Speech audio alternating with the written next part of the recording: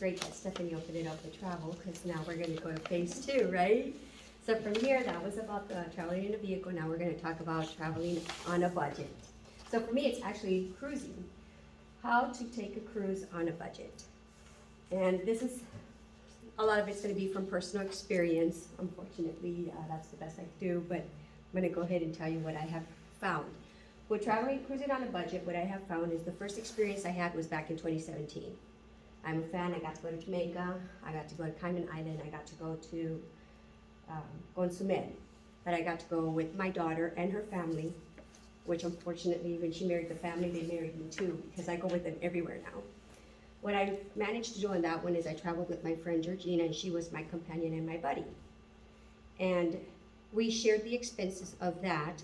So then when I returned, I figured, hey, I'm a single mom, but I would like my little buddy, which when you have a little buddy, they're actually your best friends. You know, I would like to take him on the next adventure. And that's when I discovered that it's important. There's my little best friend right there, little broke best friend. I discovered it was very important to know how to budget when you're traveling on a cruise. Because even though it's a great experience, you know, it does get pricey when you're paying for two.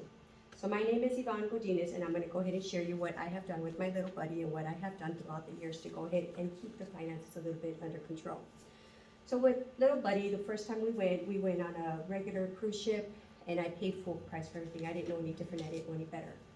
I later on discovered that there was this website, and I will share it, it's called Vacations to Go. Not that I'm promoting it in any which way, but I have found that with that one, you want to look what's going out within the next 90 days.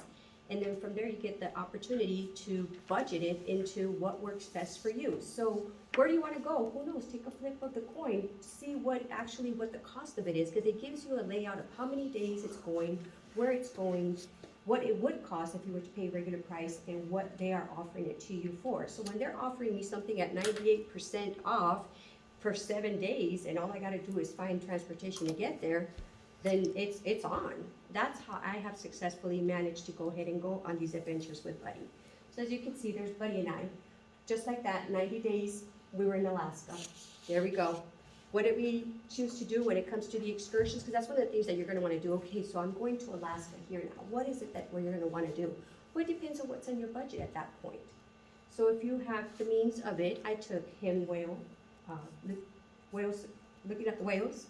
So they go up north to go ahead and mate, and then they go down south by the border to go ahead and have their babies. So we got to go see some of that opportunity with him, and then we got to see the glacier ice, and that's kind of where I'm at. The glacier ice, after so many years, that's going to be gone. In 8 years, we've already had 8 miles or so that has collapsed.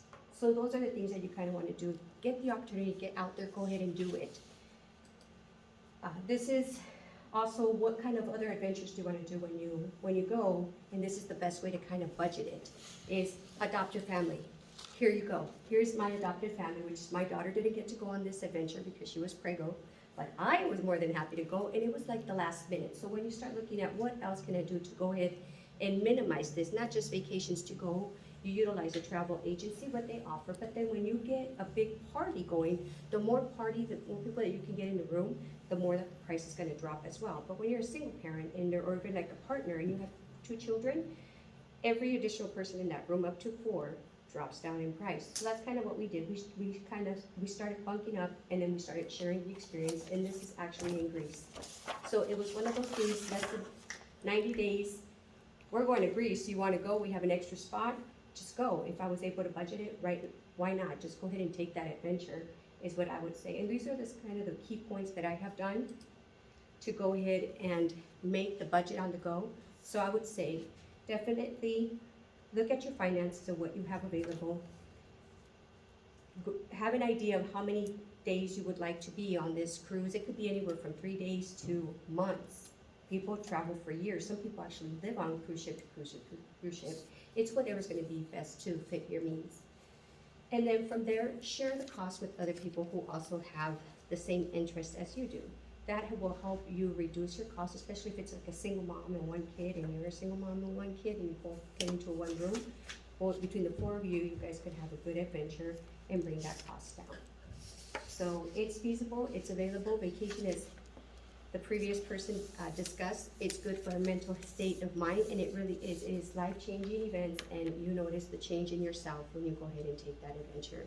So what I would say is, bon voyage, go out there, take that cruise. Thank you very much for your time.